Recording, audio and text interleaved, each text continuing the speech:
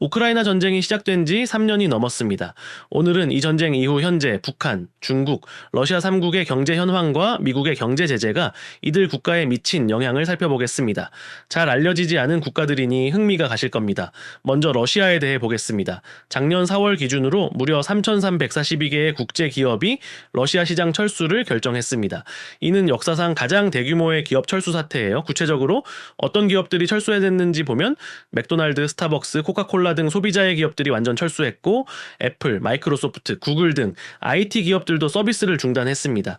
자동차 업계에서는 토요타, BMW, 벤츠가 철수했어요. 반면 에너지와 광업 분야에서는 3분의 2가 여전히 러시아에 남아 있습니다. 이들 기업들은 러시아가 주요 시장이거나 철수 시 법적 문제에 직면할 수 있기 때문이에요. 러시아 경제는 2024년 4.1% 성장을 기록했습니다. 이는 2023년 3.6%보다 높은 수치입니다. 하지만 이런 성장률은 전쟁 경제 체제로의 전환에 따른 일시적 현상으로 분석되고 있어요. 실제로 러시아의 연간 인플레이션이 10%를 넘어서면서 경제 과열 우려가 커지고 있고, 중앙은행은 기준금리를 20년 만에 최고 수준인 21%로 올렸었습니다. 2024년 기준 미국은 러시아에 2,295개의 제재를 가했고, 2월에만 600개 이상의 개인과 단체를 추가 제재했습니다. 러시아의 명목 GDP는 약 2조 2천억 달러로 세계 11위를 기록했지만 내수 경제는 심각한 타격을 받고 있어요. 특히 반도체와 첨단 기술 분야에서 타격이 심각합니다. 러시아는 군사 장비에 필요한 반도체를 구하지 못해 가전제품에서 반도체를 뜯어내어 사용하고 있다는 미 상무장관의 증언도 있었습니다. 또한 북한과 이란의 무기 지원에 의존하게 되면서 군사적 자주성마저 훼손되었어요. 다음으로 북한 경제에는 놀라운 변화가 일어났습니다. 2024년 북한 경제가 3.7% 성장했어요. 이는 8년 만에 최고 성장률입니다. 하지만 이 숫자 뒤에 숨겨진 진실을 봐야 합니다. 네, 북한의 2024년 명목 국민총소득은 1인당 150만 원으로 남한의 5,010만 원의 단 3.4%에 불과합니다. 절대적 빈곤 상태에서 3.7% 성장한다는 것은 여전히 극도로 낮은 수준에 머물러 있다는 뜻이에요. 특히 주목할 점은 중화학공업이 10.7% 성장했다는 것입니다. 이는 러시아 수출용 무기 생산 증가 때문입니다. 북한은 러시아에 수만 명의 노동자를 파견했고, 이를 통해 외화를 벌어들이고 있어요. 하지만 북한의 내수 경제는 여전히 취약합니다.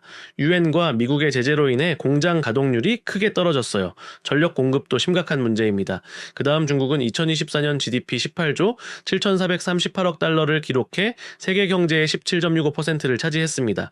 2025년 상반기에는 5.3% 성장을 기록하며 여전히 견고한 경제력을 보여주고 있어요. 하지만 미국의 제재가 중국에도 실질적 영향을 미치고 있습니다.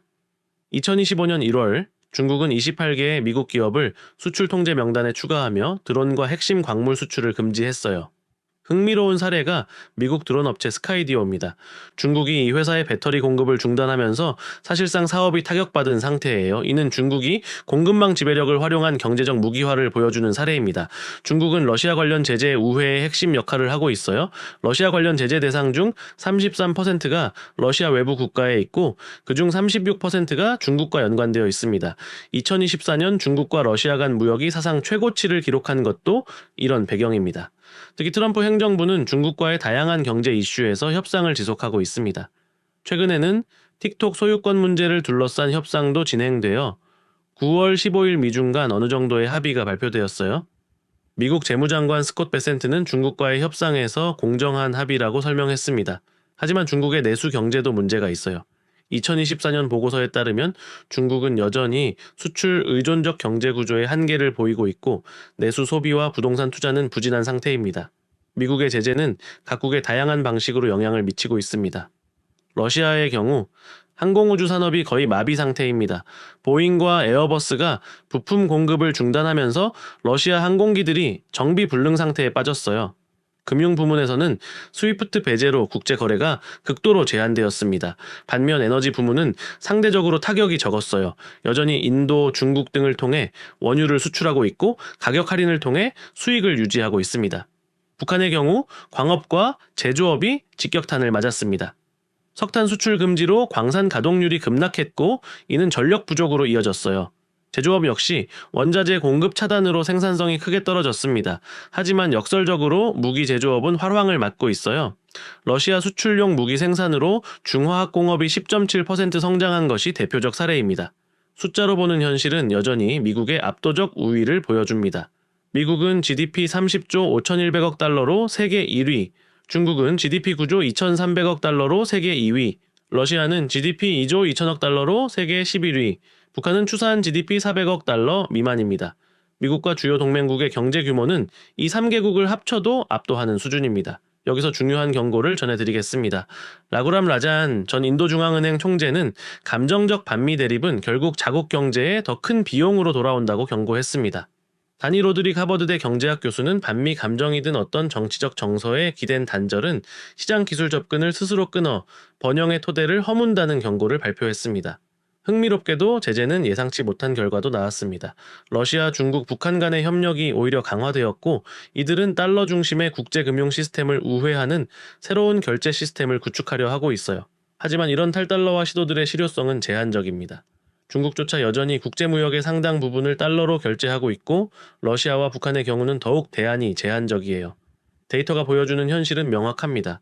북한, 중국, 러시아의 연대는 분명 존재하지만 미국 중심의 경제 질서를 완전히 대체할 수 있는 수준은 아닙니다.